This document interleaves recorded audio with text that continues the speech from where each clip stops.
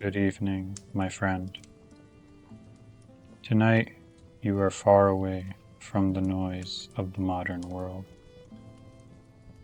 far away from bright lights, busy roads, crowded thoughts, and all the little worries that seem to follow us through the day. Tonight you are somewhere older, somewhere quieter, somewhere made of stone walls, wooden beams, candlelight, and stories. You are in a small medieval village, tucked between dark pine forests and snow-covered hills. The evening has settled over the land like a soft wool blanket. Outside, the winter wind moves gently through the village streets, brushing against wooden doors and frosted windows. But inside the old tavern, there is warmth. There is the low crackle of a fireplace. There is the smell of fresh bread, roasted herbs, and sweet mulled cider. There are quiet voices, sleepy laughter, and the occasional clink of a wooden cup being placed on an old oak table. And somewhere near the fire, a wandering bard has arrived. He carries no sword, no treasure, no crown, only a worn leather satchel, a small wooden lute, and a memory full of stories.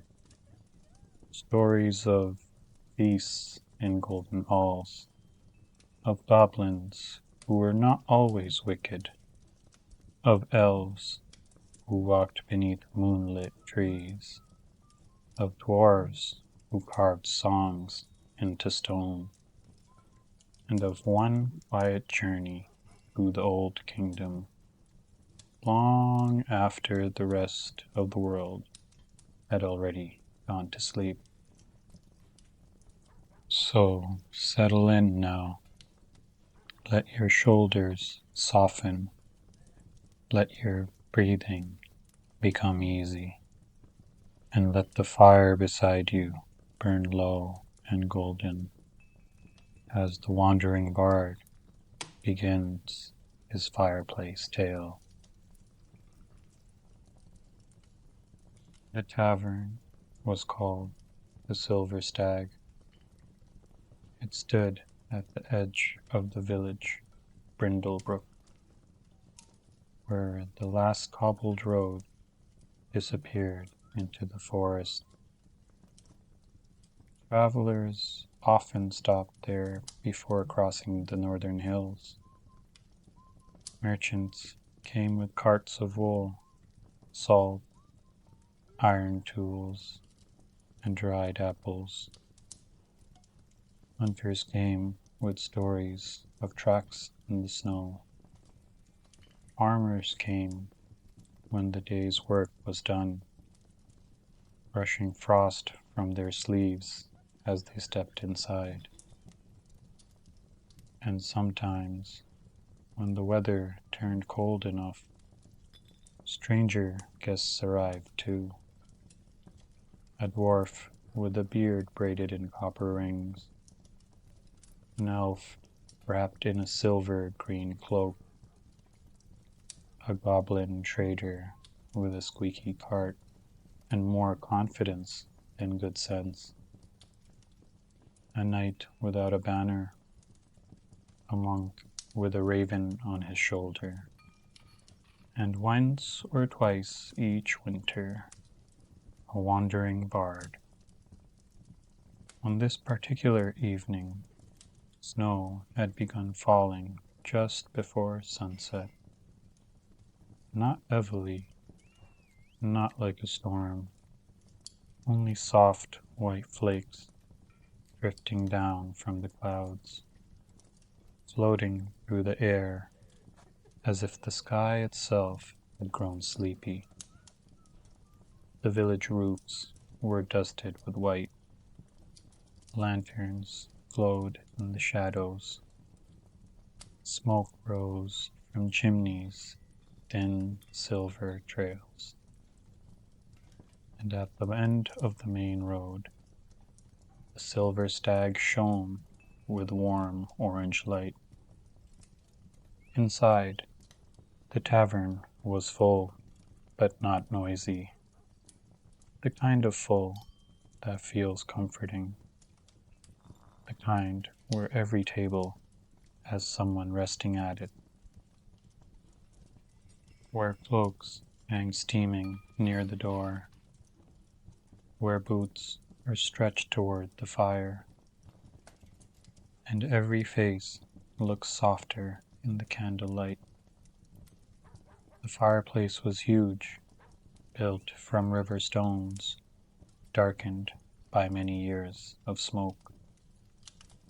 A great iron pot hung nearby, gently bubbling with stew. Above the mantel rested a pair of carved wooden antlers, polished smooth by age.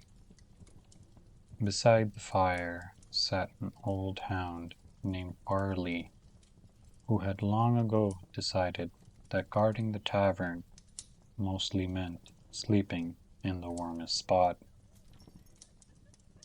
The tavern keeper, named Mara Wren, moved through the room with calm, practiced steps. She had kind eyes, silver at her temples, and a way of remembering everyone's usual drink. To the miller, she brought dark ale. To the old shepherd, honey tea. To the blacksmith, cider warmed with cinnamon. And to strangers, she brought whatever seemed to suit the look in their eyes. That night, just as the wind nudged gently against the door, it opened. A hush of cold air slipped into the tavern. A few people looked up. The hound raised one ear, then decided the matter was not urgent. And in stepped the bard. He was neither young nor old. His face had the weathered calm of someone who had walked many roads and slept under many skies. His cloak was brown, patched at the shoulder. His boots were worn. His lute hung across his back in a faded blue cloth. Snow rested on his hood and melted slowly as he stepped into the warmth. Mara smiled. "Well now," she said softly, "a bard on a snowy night. That's good luck if I ever saw it." The bard bowed his head. "And a warm fire at the end of a cold road," he replied. "That is better luck still." A few people chuckled. Someone near the back lifted a cup. The bard brushed the snow from his cloak and came toward the fire. Mara brought him a bowl of stew, a heel of warm bread, and a cup of spiced cider. He accepted them with both hands, as if they were gifts from a king. For a while, he did not sing. He did not speak much either. He simply ate slowly. He let the warmth return to his fingers. He listened to the room, the murmur of voices, the pop and sigh of the fire, the soft scrape of chairs against wooden floorboards, the wind moving outside, and perhaps because he had spent so many nights in lonely places, he seemed grateful for every ordinary sound. At a nearby table sat 3 dwarves from the eastern road. They were traders by the look of them. Their belts were heavy with tools, their coats trimmed with fur, and their beards carefully braided. They spoke in low, rumbling voices about mountain passes, silver prices, and a mule named Porridge who refused to cross bridges. At another table, an elf sat alone near the window. She wore a cloak the color of moss after rain, and her hair was pale as moonlight. She did not seem lonely, only quiet. Every so often, she looked out at the falling snow with a small, distant smile. Near the kitchen door, a goblin trader was trying to convince 2 farmers that a bent spoon was in fact an enchanted relic. It stirs soup faster than any ordinary spoons, the goblin insisted. One farmer squinted at it. It's just bent. Exactly, said the goblin. That is where the magic gets in. This earned a laugh from half the tavern. Even the elf near the window smiled into her cup. Bard watched all of this with peaceful amusement. Then when his bowl was empty and the fire had burned a little lower, Mara came by and nodded toward his lute. Will you give us a song tonight? The bard looked around the room, at the dwarves, at the elf, at the farmers, the shepherd, the blacksmith, the goblin trader, the children sitting cross-legged near the fire. Then he smiled. A song, perhaps, he said. But first, if the fire agrees, I may have a tale. The children leaned closer. The dwarves quieted. The goblin trader tucked the bent spoon into his coat. Even Barley, the hound, opened one eye. Mara placed another log on the fire. The flames rose slowly, gold and amber, casting light across the bard's face. He took up his lute, though he did not play it yet. He only rested his hand upon the strings, and in a low, steady voice, he began. Many roads begin in daylight, said the bard, but the road I remember best began at dusk. It was many winters ago, when I was younger than I am now, and perhaps a little too proud of my own wandering. I had been traveling through the kingdom of Valuin, a land of green valleys, ruined towers, and forests older than the names of men. In those days, I thought every road existed only to carry me toward another song. I had played in castle halls. I had sung at harvest dances. I had traded riddles with monks, ballads with soldiers, and once, though I do not recommend it, insults with a goose. The goose won, But that winter, I found myself on the northern road with only 3 coins, half a loaf of bread, and a map that was either badly drawn or deeply imaginative.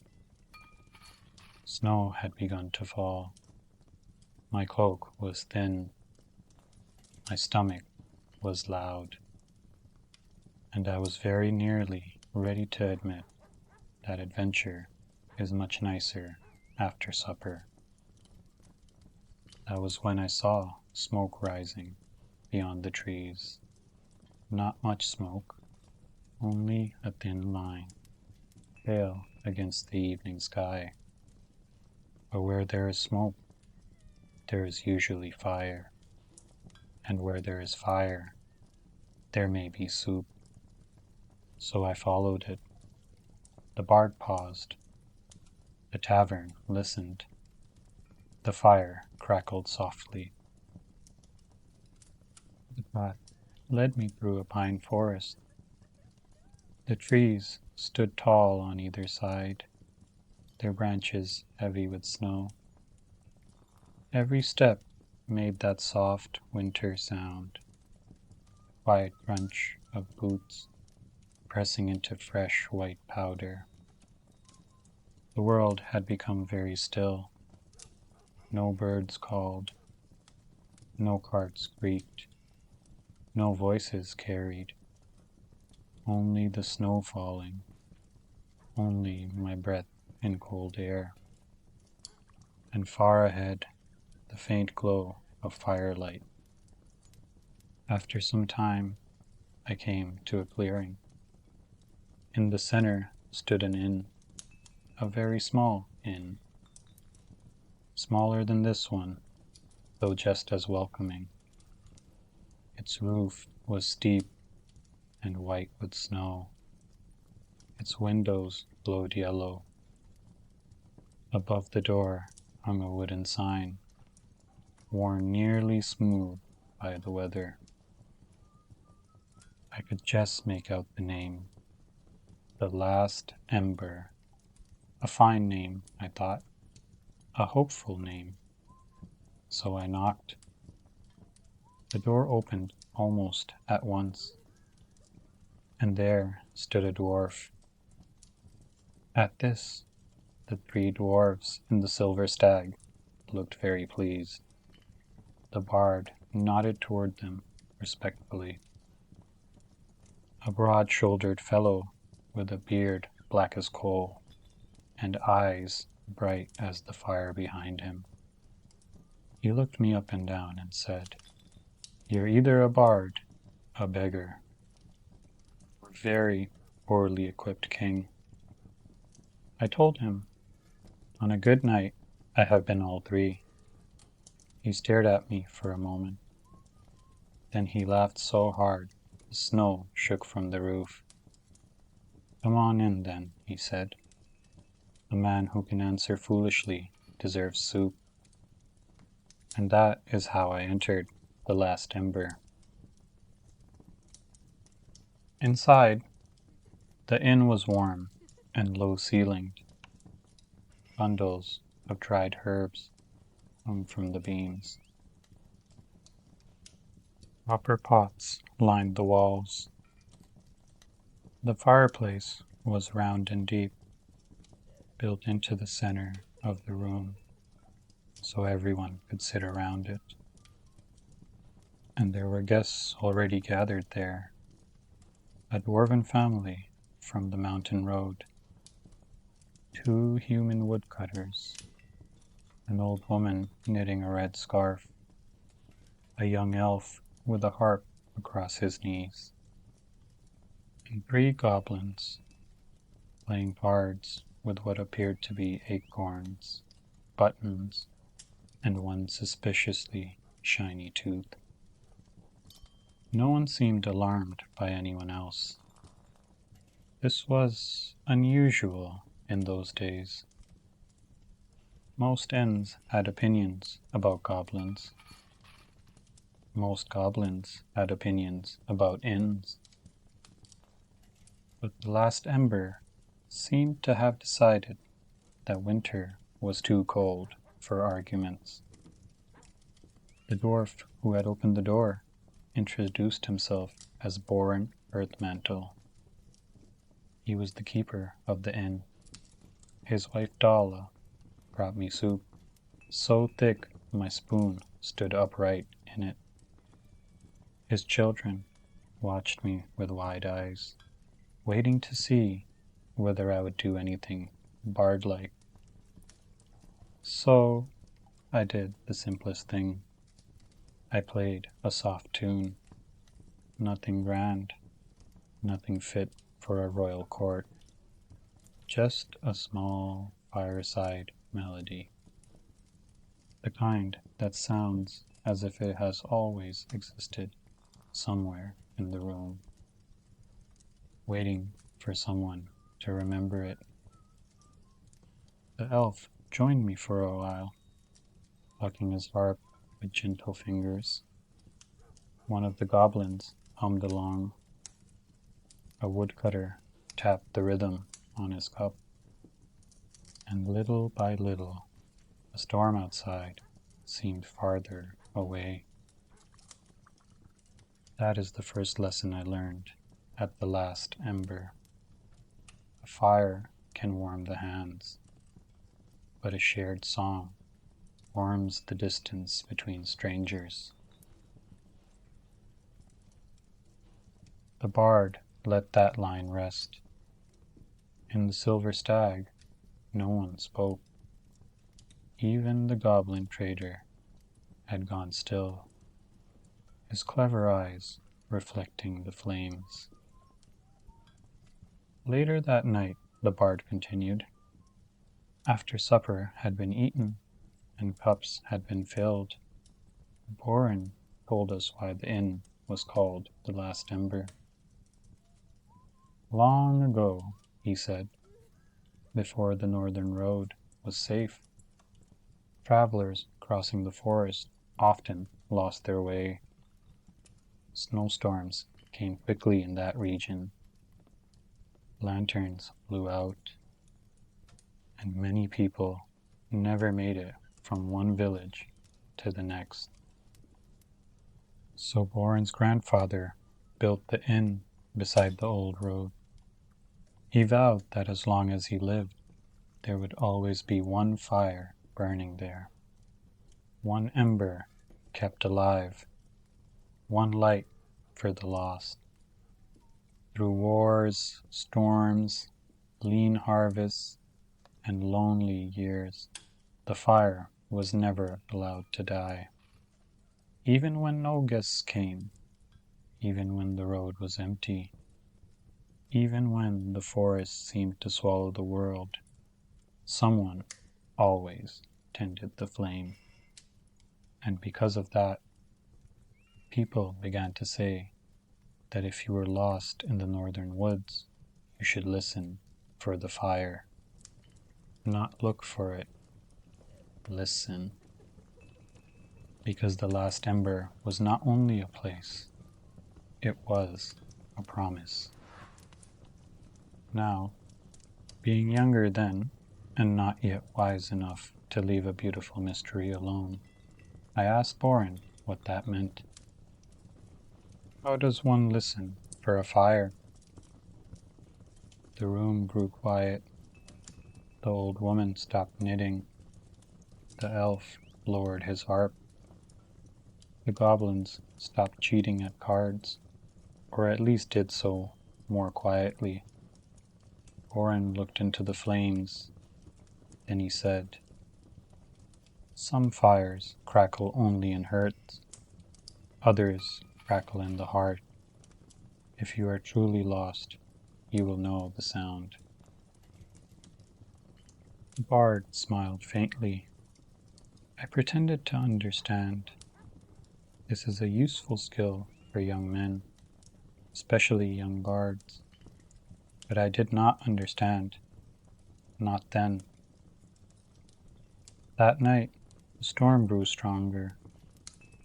Wind pressed against the shutters. Snow whispered across the roof. The inn settled into sleep. the dwarven children curled beneath old blankets. The woodcutters snored in heroic competition. The goblins slept under the table, each with one hand on their belongings and the other hand on someone else's. I was given a small room under the eaves. It had a narrow bed, a candle, and a round window looking out toward the forest. I should have slept, but I could not. Perhaps it was the wind. Perhaps it was the road still moving inside me. Or perhaps it was that strange phrase, "Listen for the fire." Sometime after midnight I heard music, very faint, so faint I thought at first it was only the wind passing through the cracks in the roof. But no, it had a shape, a melody, a slow tune, older than any song I knew. I sat up. The candle had gone out. Moonlight filled the room. The music came again, soft, distant, and beneath it, a crackling sound. Not from below, where the inn's fire burned. This sound came from outside, from the forest. Now this is the moment, in many tales, where the sensible traveler goes back to sleep. But if every traveler were sensible, half the songs in the world would never have been written. So I put on my boots, wrapped myself in my cloak, took up my lute, and went quietly down the stairs. In the common room, the central fire burned low. One red ember glowed in the ash. Boren was asleep in a chair nearby, his arms folded, his beard rising and falling with each breath. I did not wake him. Again, this was not wise. But youth is often a collection of small, unwise decisions arranged in a cloak. I opened the door and stepped into the snow. The forest was silver beneath the moon. Every branch was white. Every shadow was blue.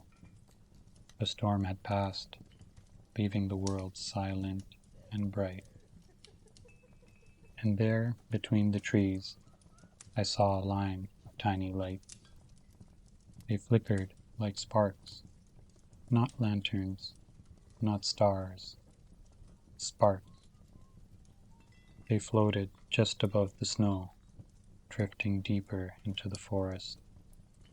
And from somewhere beyond them came the music. I followed. The trees grew older as I walked. Their trunks widened. Their branches twisted together overhead, forming arches like the roof of some ancient cathedral. Whenever I stopped, they stopped. Whenever I walked on, continued. I do not know how long I followed them. Time behaves strangely in old forests. A minute can become an hour. A mile can become a memory. But at last the trees opened, and I found myself standing before a ruined hall. Its walls were made of a pale stone. Its pillars were broken. Snow lay on the steps, and in the center of the hall burned a fire. No wood fed it, no hands tended it, yet it burned steady and blue gold, casting light over the ruins. Around the fire sat figures. At first, I thought they were travelers. Then I saw them more clearly. a dwarf in armor, his axe resting across his knees, an elf wearing a crown of winter leaves, a human queen with a sword at her side, a goblin elder wrapped in a cloak of black feathers, and others too, half hidden by light and shadow. They were not ghosts exactly, nor were they living as you and I are living. They were memories given shape, promises still keeping watch. I should have been afraid. Perhaps part of me was, but the fire was warm, and the music was kind. The goblin elder looked at me and said, "You are late, bard." I bowed, because I could think of nothing better to do. I was not aware I had been invited. "Few are," said the elf with the winter crown. "Fewer still arrive," the dwarf in armor grunted. "And fewer than that arrive with an instrument worth tuning." This seemed rude, but fair. My lute had suffered from the cold. The human queen smiled. "Come closer. You followed the ember. Now hear what it remembers." The bard's voice grew softer. In the silver stag, the fire shifted. A log collapsed gently into sparks. So I sat beside the strange fire in the ruined hall, and I listened. They told me that long before the villages were built, before the northern road was laid, the forest had been a borderland. Humans, elves, dwarves, and goblins all claimed pieces of it. And because people are very good at wanting the same things in different words, there had been many quarrels. The dwarves wanted the mountain paths. The elves wanted the moon wells. The humans wanted fields and roads. The goblins wanted the caves beneath the hills, where warm springs ran through the dark. Each group believed the others were taking too much. Each told stories in which they themselves were reasonable, and everyone else was impossible. This is common in villages, in kingdoms, in families, in taverns after the third cup. For many years there was distrust. Then came the winter of the black frost, a cold so deep it froze rivers to the bottom. Crops failed, caves iced over, wild animals vanished. Even the old magic of the forest grew thin and quiet. One by one, the people of the north began to fail, and it was then, when pride had become too heavy to carry, that four leaders met in the ruined hall. The dwarf captain, the elf seer, the human queen, and the goblin elder. They brought no armies, only food, blankets, maps, and fire. For 7 nights they argued, for 7 more they planned, and on the 15th night they made a pact. The dwarves opened their mountain's doors, the elves guided travelers through the forest paths, the humans shared grain and built shelters, the goblins opened the warm caves beneath the hills to those who would freeze otherwise. Together, they survived. When spring finally came, the pact did not end. Instead, they lit a fire in the ruined hall and swore that one ember from it would be carried to every inn, every watch post, every village hearth along the northern road.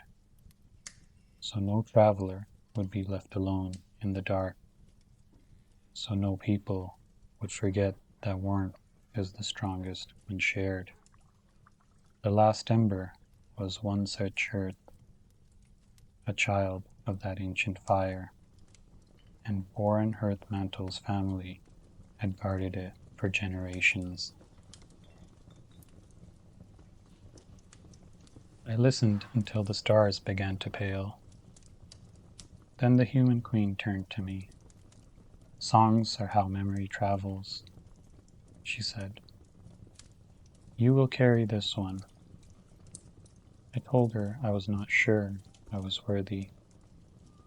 The dwarf captain shrugged. "Worthiness is mostly proven after the task is given."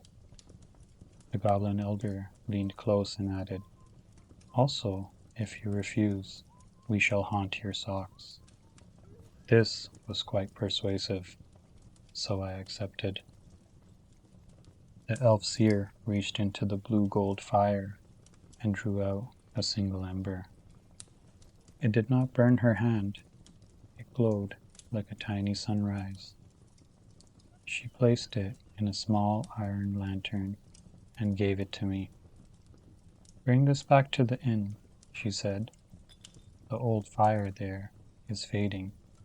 It must remember where it came from." I took the lantern carefully. When I looked up, the ruined hall was empty. The figures had vanished. The fire was gone. Only the snow remained, and the first gray light of morning touched the trees. I made my way back through the forest. This time, no sparks led me, but I was not lost. I could hear the ember, not with my ears exactly. It was more like a familiar melody before it is played, a warmth beneath thought, a quiet knowing. The path appeared where I needed it. The trees seemed to lean aside, and soon I saw the last ember ahead, smoke rising from its chimney into the dawn. Boran stood outside the door, arms crossed. He did not look surprised, only tired. "You went into the forest," he said. "I did." "You followed the sparks." "I did." "You met the old ones." "I believe so." He sighed. "Bards." Then he saw the lantern in my hand. His expression changed. Very slowly, he removed his cap. Inside the inn, the central fire had almost gone out. Only ash remained. Boran knelt beside it. Dala stood behind him, holding one of the children. The guests gathered quietly around.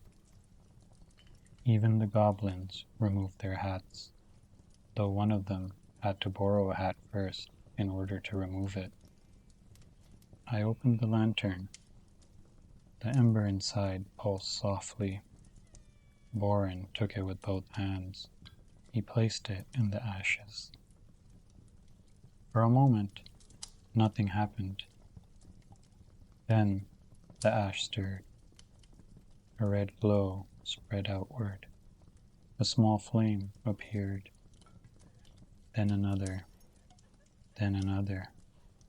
Soon the fire rose again, warm and golden, filling the inn with light.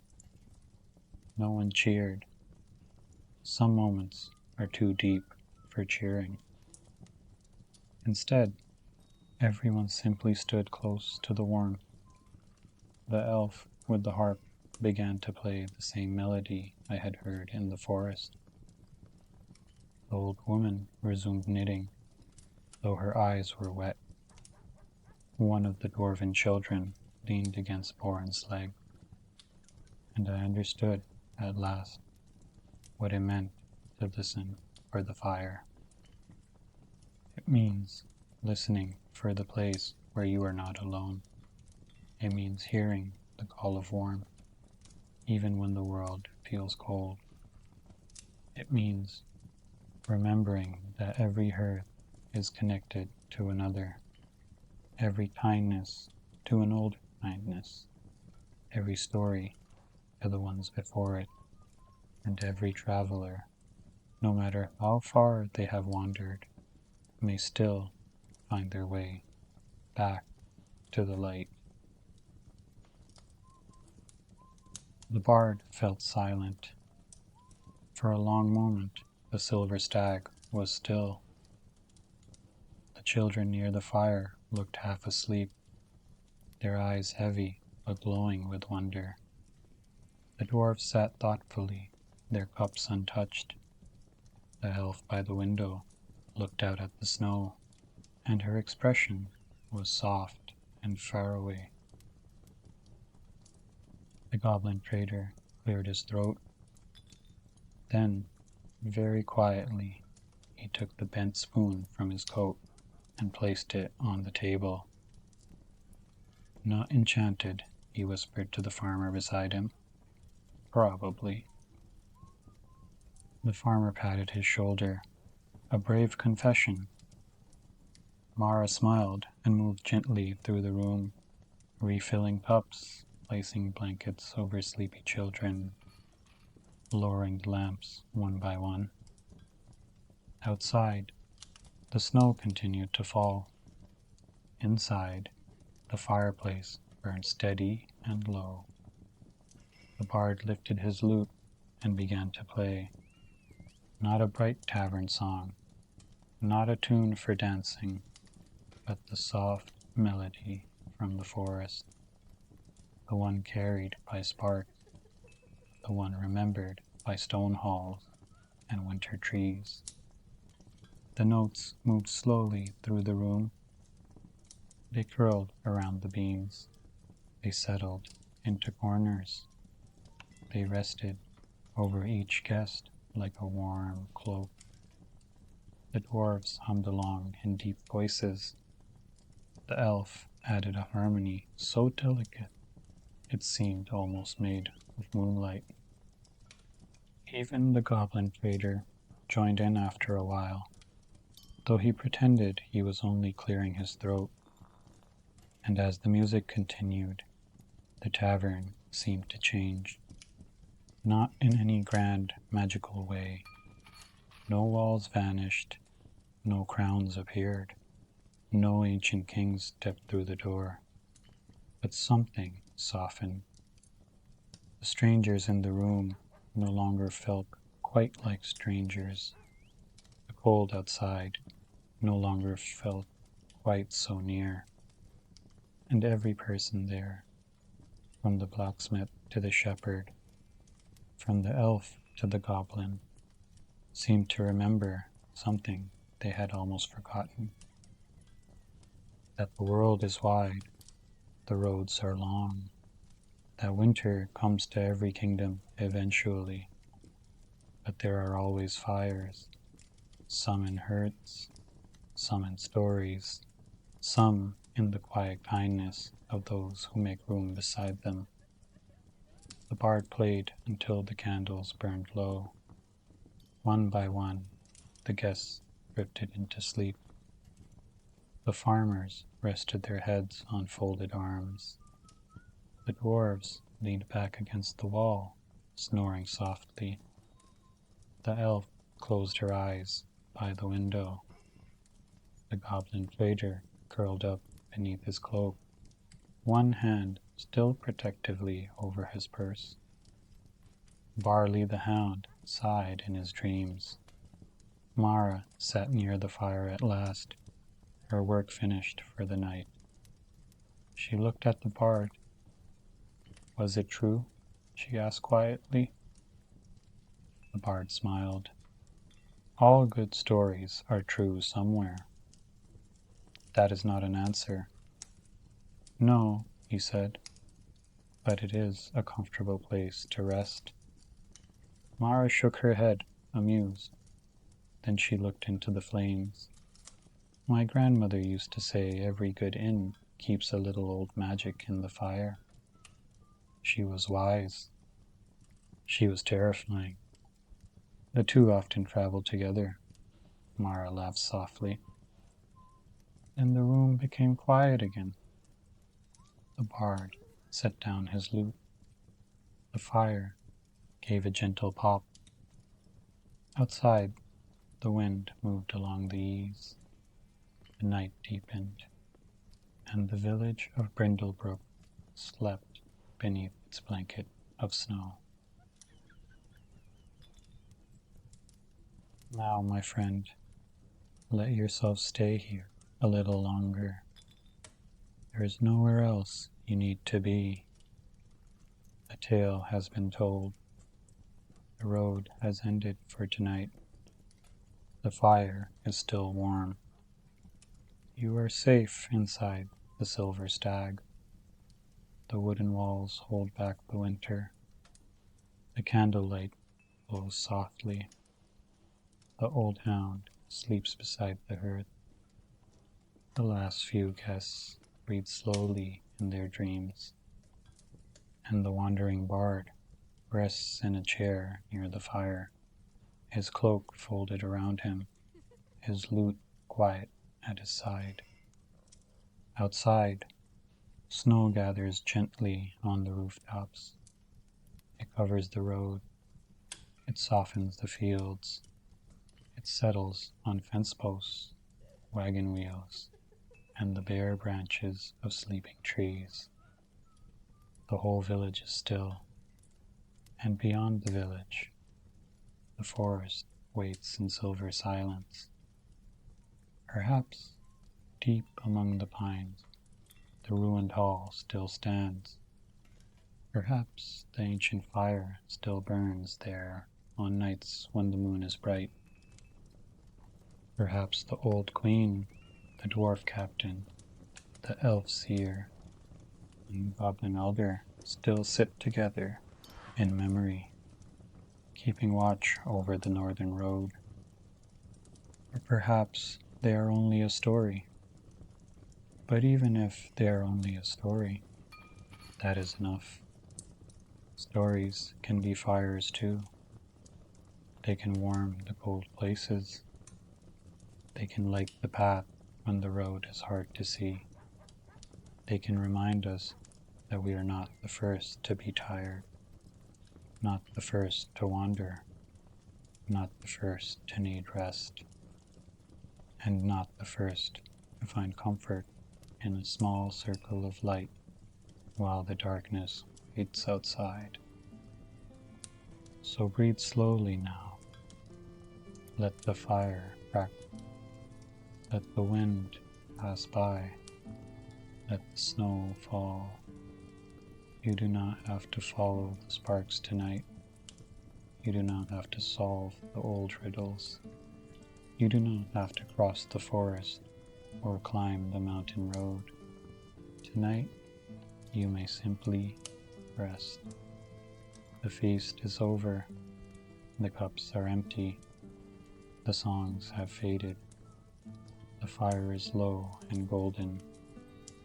And somewhere in that soft space between waking and dreaming, the wandering bard's melody continues, quietly, gently, like an ember that never quite goes out. So close your eyes if you wish. Let the room grow softer. Let the story drift away. Let the warmth stay with you, and may your dreams be peaceful beneath the snow, beside the fire, in the old kingdom where every traveler is welcome and every hearth remembers the light.